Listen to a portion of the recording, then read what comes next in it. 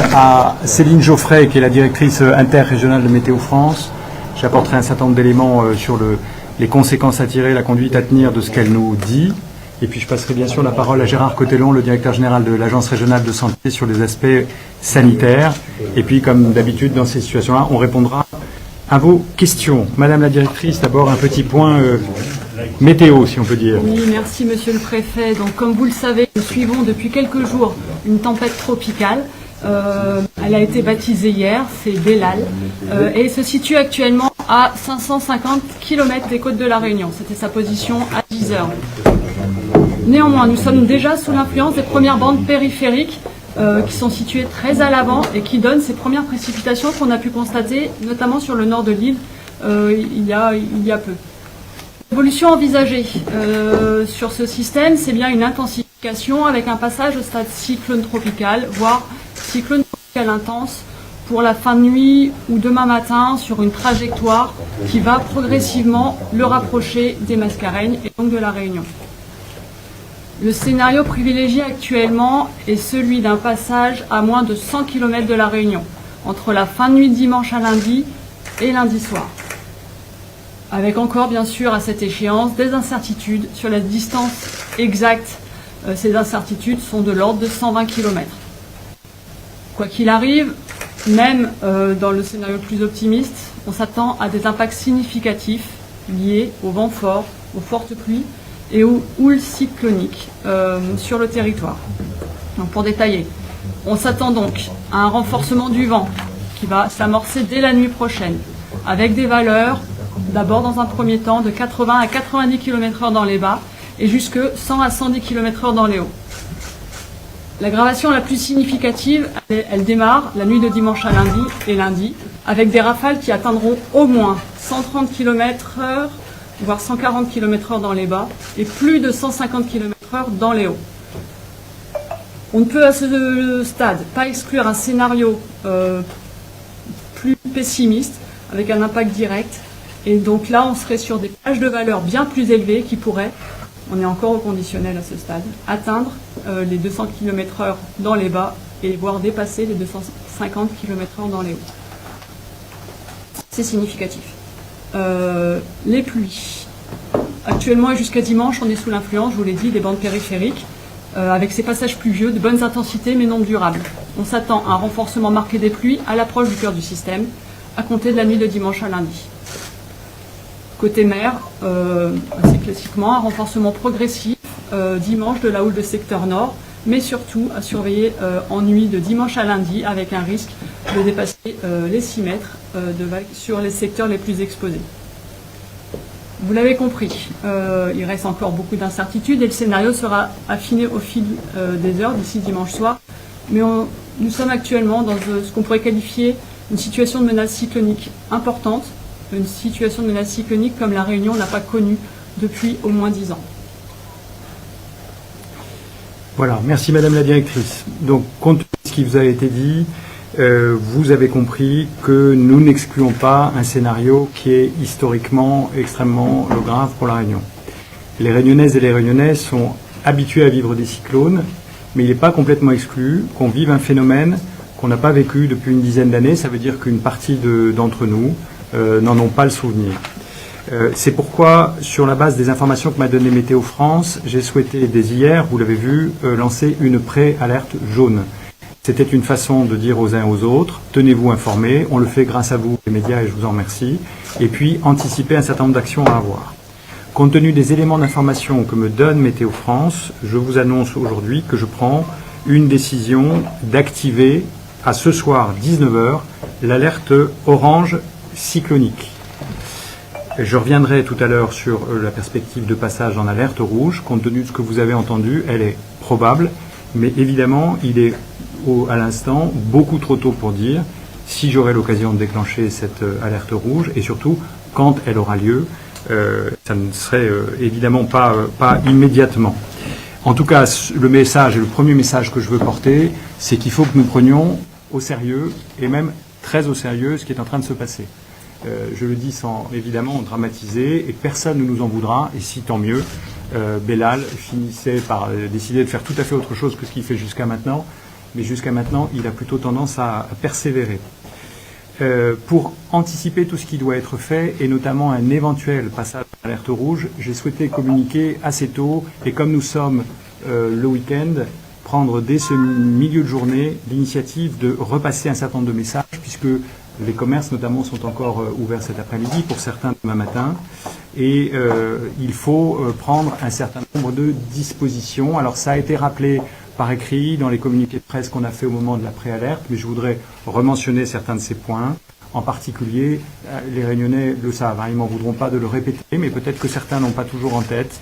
Il faut faire des stocks, il faut se préparer à être en autarcie, quelques heures, dans le scénario du pire, peut-être quelques jours, faire en sorte donc d'avoir des réserves de nourriture, d'eau, d'avoir sa trousse de secours.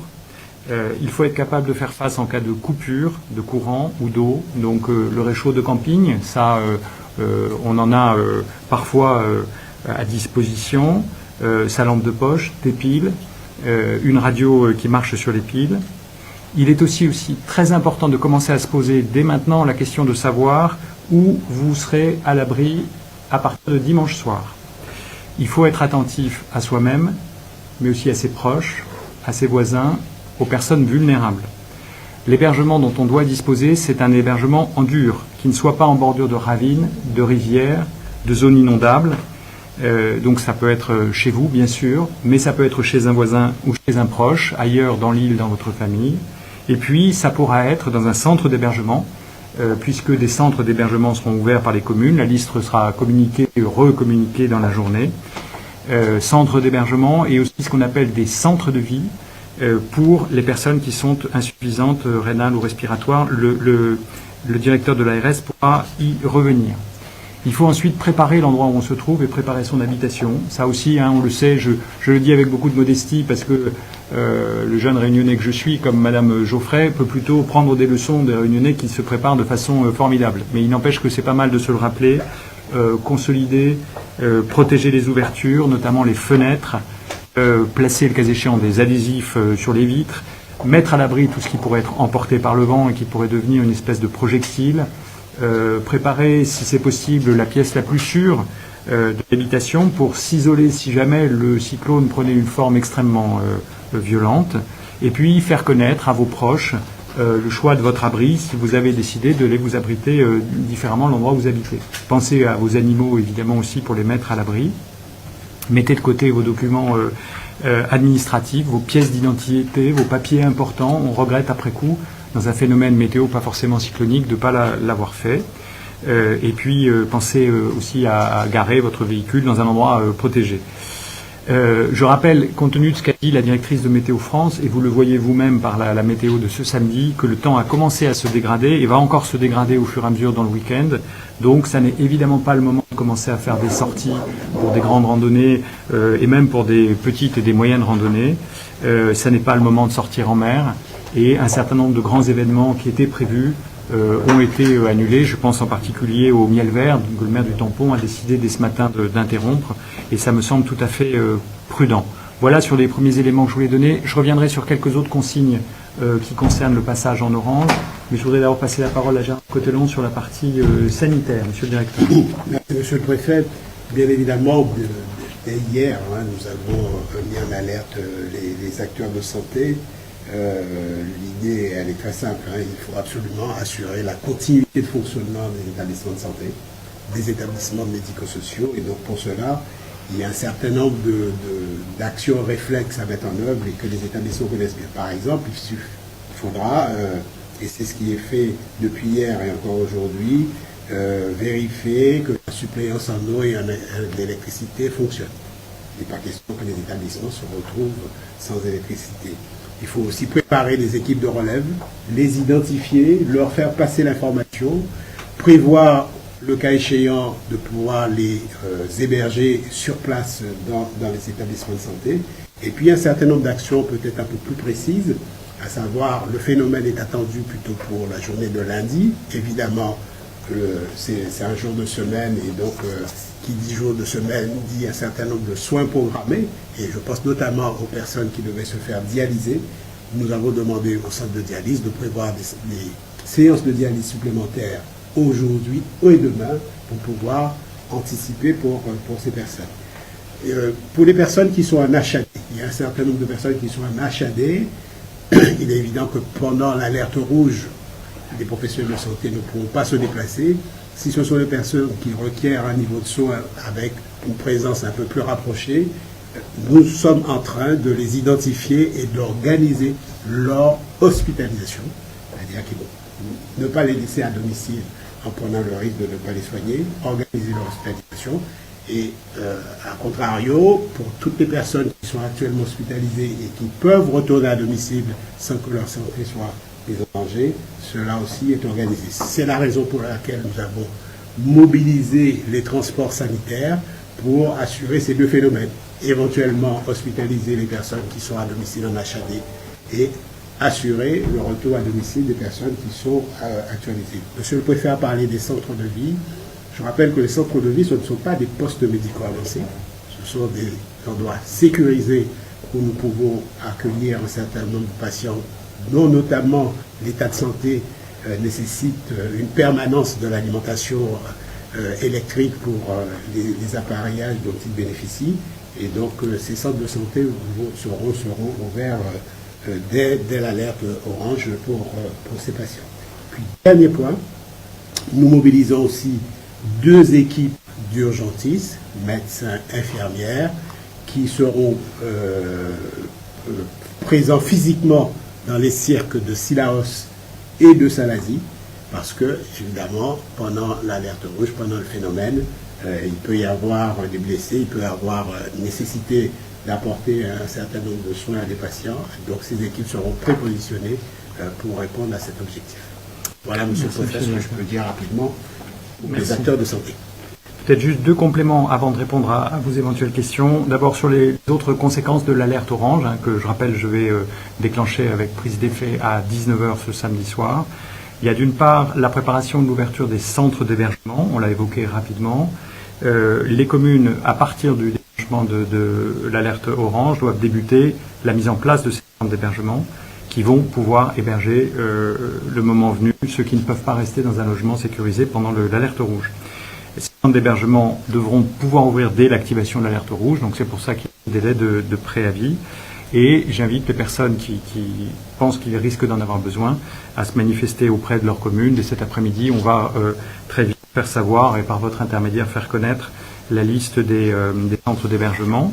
Et puis le deuxième point, ça concerne, ça aussi c'est l'impact de l'alerte orange, c'est tout ce qui concerne les accueils scolaires de mineurs, la jeunesse, les centres de loisirs et de vacances. Alors heureusement, si je puis dire, nous sommes en période de vacances scolaires, donc on n'a pas à gérer, comme on l'avait eu par exemple l'an dernier, vous vous en souvenez avec Freddy, la fermeture des établissements scolaires. Néanmoins, on a vérifié avec le rectorat, avec la direction jeunesse et sport, la situation existante et les quelques établissements qui devaient fonctionner lundi, je pense à ceux qui forment pour des BTS, certains départements de l'université ou les internats, ces établissements ne seront pas ouverts lundi. Et d'autre part, tous les accueils collectifs de mineurs, les centres de loisirs, avec ou sans hébergement, vont devoir être fermés dès ce samedi, c'est-à-dire ce soir fermés jusqu'à nouvel ordre. Il n'y aura plus de mineurs accueillis avec ou sans hébergement dans la journée de demain. Voilà ce que je voulais vous dire pour l'essentiel avec mes 2 voisins. Nous ferons évidemment des points réguliers ce week-end et autant que nécessaire. J'aurai à m'exprimer sur la perspective du passage en alerte rouge, dont vous avez compris, on ne va pas vous raconter d'histoire, qu'elle est assez probable. Cela dit, encore une fois, il est beaucoup trop tôt pour décider de dire à quel moment on y basculera. Ce sont les actualisations météo. Mon souci comme préfet responsable de la sécurité des Réunionnais, c'est de le décider au bon moment, mais jamais trop tôt non plus, parce que sinon on ne croit plus à la nécessité du confinement, mais bien sûr pas trop tard. Voilà ce que je voulais vous dire et on répond maintenant à vos questions. Outremernews.fr, le site de l'actualité Outre-mer, 24 heures sur 24 et 7 jours sur 7. Retrouvez la chaîne Outremer News sur YouTube.